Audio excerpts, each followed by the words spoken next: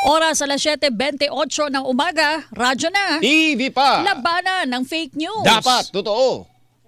DZWB Super Radio #1. Dito sa GMA, naniniwala kami na ang nagbabalita dapat walang kinikilingan, walang mga interes na pinoprotektahan, walang pinapangalagaan, kundi kapakanan ng sambayanan at katotohanan. Balitang walang bahid, walang labis, walang kulay.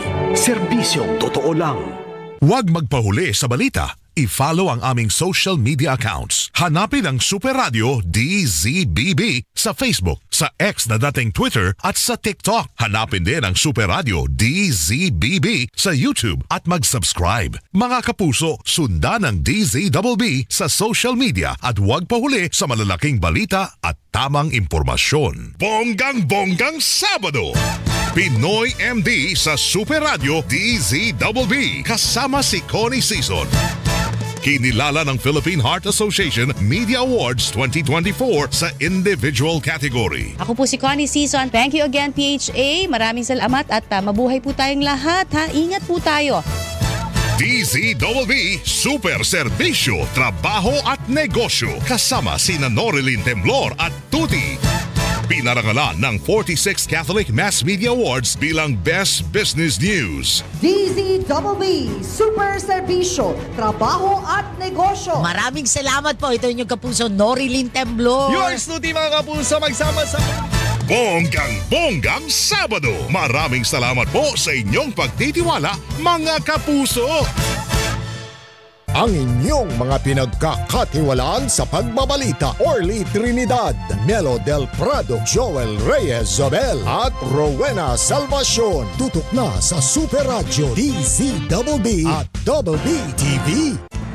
Dahil sa inyong patuloy na pagtitiwala, mga kapuso, ang Super Radio DZWB ang pinagkakatiwalaang radyo sa buong Pilipinas para sa taong 2024. Batay sa Digital News Report ng Oxford University's Reuters Institute for the Study of Journalism, ang flagship AM radio station ng GMA Network na Super Radio DZWB ay nakakuha ng 65% brand trust rating. Pinakamataas na news brand rating kumpara sa ibang himpilan ng radyo sa buong Pilipinas.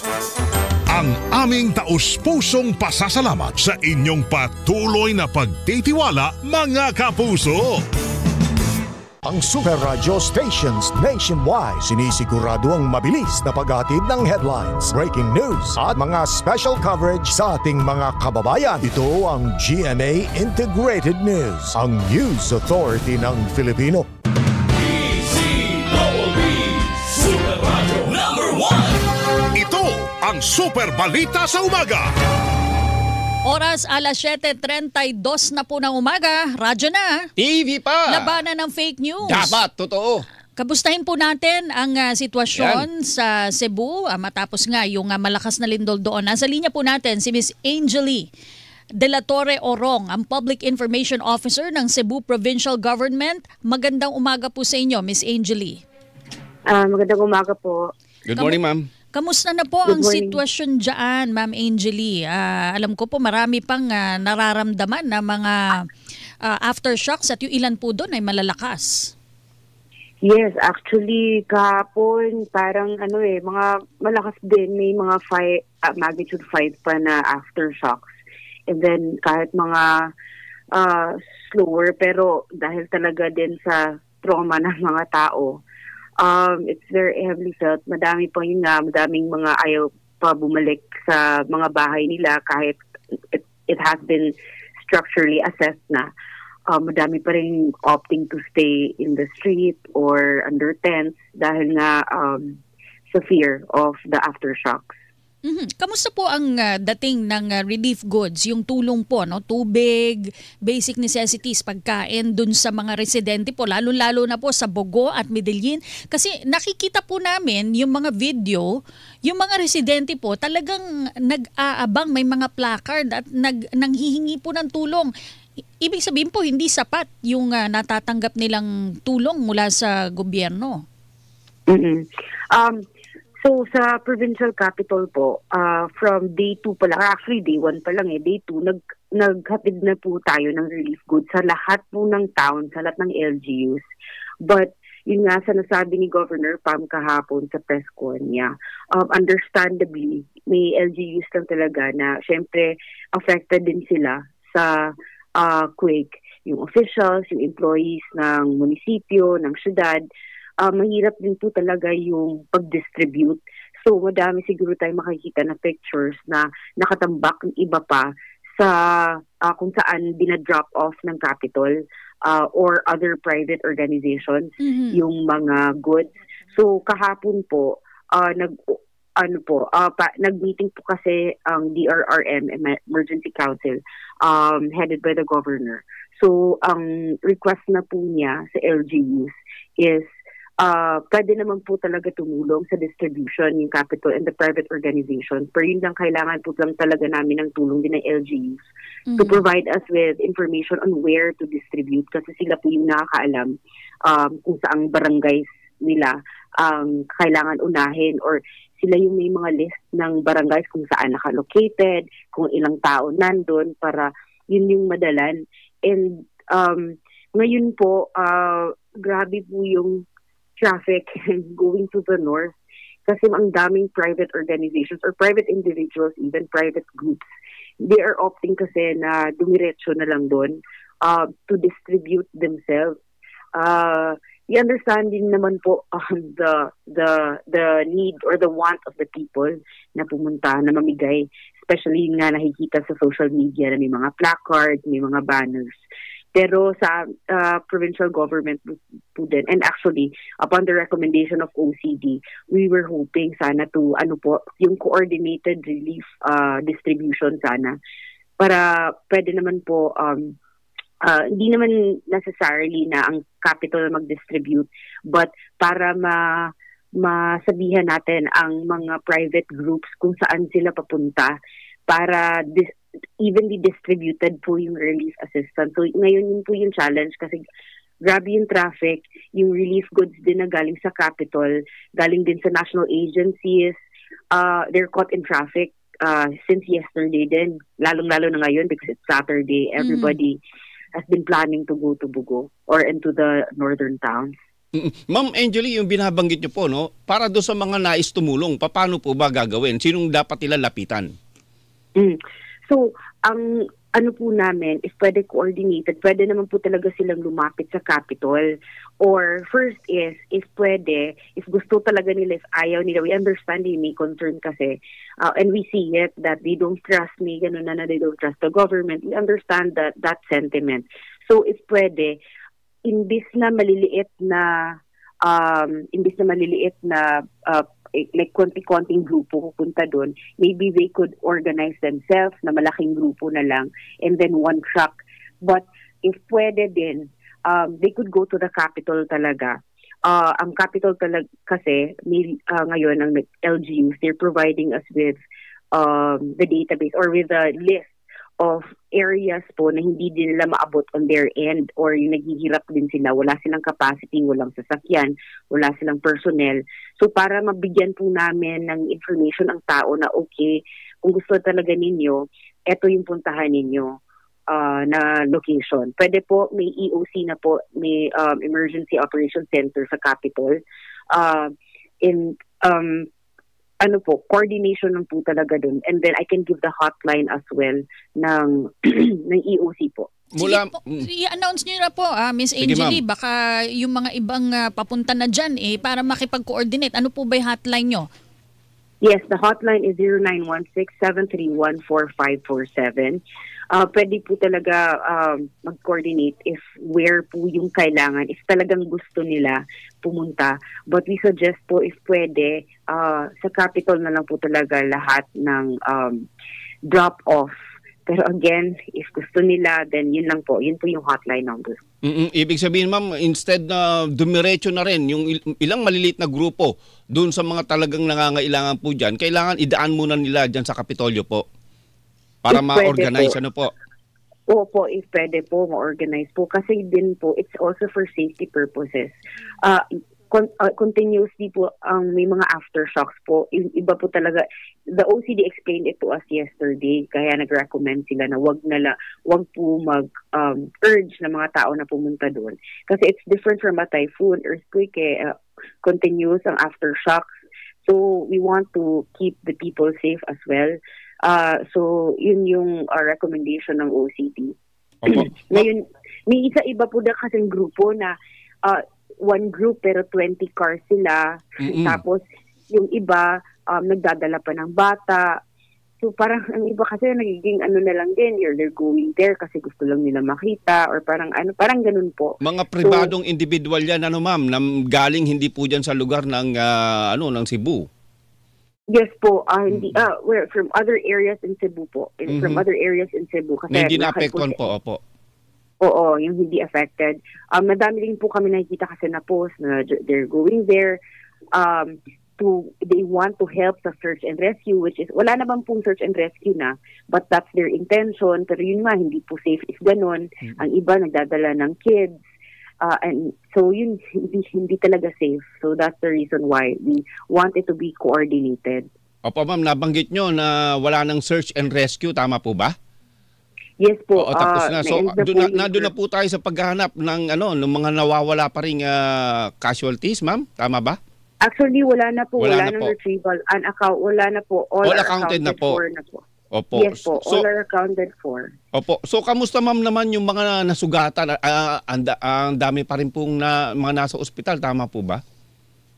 Actually po, madami na din pong nakalabas ng hospital. Kahapon po si Governor Pam at si Doc Kiki Catalan, yung PISO Health Consultant namin, pumunta po sila sa Vicente Soto Memorial Medical Center, kung saan in-endorse namin lahat nung nandun sa Bugo Hospital. Yung Bugo Hospital, yung sa epicenter, yung madaming casualties and injured. So, lahat na endorse sa VSMMC, that's sa DOH Hospital. Kahapon po, madami na po talagang nakalabas na. May iba pa po nandun for monitoring kasi medyo critical sila when they got there, pero madami din po nakalabas. Okay, kanina po nabanggit nyo yung pag-a-assess ng gobyerno, ng LGU, ng mga istruktura. Ito po ba'y gagawin sa lahat ng istruktura, pati sa mga pribadong structures o dun sa mga government lang? Kasi po para po maibalik na, no? Alam ko po may pangamba, syempre may trauma po yung mga residente, ano? Pero kasi ang tagal na rin po nilang naka-expose sa labas. Ang susunod dyan, mga sakit po. So, paano po bang gagawin para ma-urge din sila na stay safe naman yung inyong mga tahanan? Ito po ba'y gagawin sa lahat ng struktura? Paano po ang sistema? Yes po. The intention really is sa lahat kasi lalo na yung sa epicenter and the areas around it na medyo malakas talaga yung aftershock continuing. But yun lang, the LGU of Bugo and the other towns, they express talaga na konti lang silang structural engineer. So during the visit of DPWH Secretary Vince, he instructed na po na i-assess as much as possible lahat ng engineers nila na dapat nandun to assess as many structures as they can. Also, we appreciate po kasi ang dami pong LGUs din na nagpadala ng structural engineers din nila, not even from other towns and cities and provinces, even from Mindanao and Luzon, na yun yung pinadala, structural engineers, para we can assess as many structures and homes as we can. Prioritize lang po ng DPWH nung during the immediate visit nila, Secretary Vince, ang mga places na pwede gawing evacuation centers. Kasi nga, yun, people ayaw din magstay sa evacuation centers because they fear that it's not safe. Pero hindi naman pwede na they're on the streets kasi nga, yun nga, sabi niyo po, magkakasakit. And then, lalo na dahil may ulan ng ulan. Umuulan. So, oo, malakas po palagi ang ulan during the night. So, yun yung pinauna. May na-assess na po talaga na mga structures to be used for evacuation po. Okay, may naglabasan po mga sinkhole. Sa Bugo po ito, ano? Karamihan. Meron po ba tayong numero at saang mga area ito? Actually, continuing po yung assessment nila. Na humingi na po tayo din ng report kahapon kasi, continuing, nandun pa po yung DENR, CVOX, and then in the other agencies po, continue naghahanap pa kasi nga with medyo marami din po. And then kahapon din po nila nakita yun. They were tracing the other day yung fault line talaga kasi again, this was dormant for a very, very long time. So, a lot are still going on. We're waiting for the assessment kung kamusta na po. Ma'am, dun lang sa health concern, pagdating dito sa mga pag-retrieve po natin ng mga nasawi po dyan, meron naman common place po dyan ang ating pamahalaan lokal at paano po natin ma-assure na safe din naman yung pag-aayos po? Yes. Sa Bugo Provincial Hospital, which is the biggest hospital ng capital in the area, may isang building na po, isang wing, which is the new wing, na yun yung unang inassess ng DPWH ni Secretary Vince.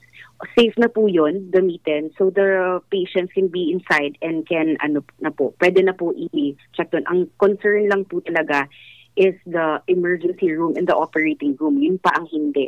Pero as for kung injuries, pwede na po sila malapatan ng first aid or if they, what's needed, kung hindi lang critical. Kasi kung critical, kailangan lang talaga sila i-transport immediately to the other hospitals po here in the city or in the now provincial hospital po. Okay, so sa ngayon, ano pa po ang pangangailangan? So tapos na po yung search rescue, search retrieval, na karamihan dun sa mga injured ay minor injuries na discharge na. So sa ngayon po, rebuilding na po ang kailangan, yung mga construction materials. Ganun po ba, Miss Angeli? Yes po, it's now on rebuilding. The governor mentioned it as a parang priority and a wish list to the president when he was here na to help with it's not going to be kasi medyo mahal talaga if it's rebuilding kasi ang daming roads. Initial assessment pa lang, that's the roads, ports, bridges. We're already at 3 billion. Hindi pa kasali dun yung ibang structures, may schools pa. So, we're on the rebuilding and kaya if there are, we're accepting donations, financial, na malalagay natin. We also have the fund naman din po sa disaster fund. So that will go to rebuilding efforts. But apart from that po, yes, wala na po tayong search and rescue. We're now on relief. We're making sure lang po talaga na may relief assistance every day. And as for shelter po, naglagay na din po yung DSWD ng priority po, DSWD and sa DP, is ang paglagay din po ng tent city for the meantime sa area. Right now, if I'm not mistaken, papunta po today si DPWH Vince sa tent city po that they are setting up in Bugo. Maraming salamat po sa inyong panahon, Miss Angeli, at ingat po kayo dyan. Makikibalita po kami sa mga susunod pang panahon. Maraming salamat po. Salamat, ma'am. Ate po nakapanaya, Miss Angeli De La Torre Orong, Public Information Officer ng Cebu Provincial Government.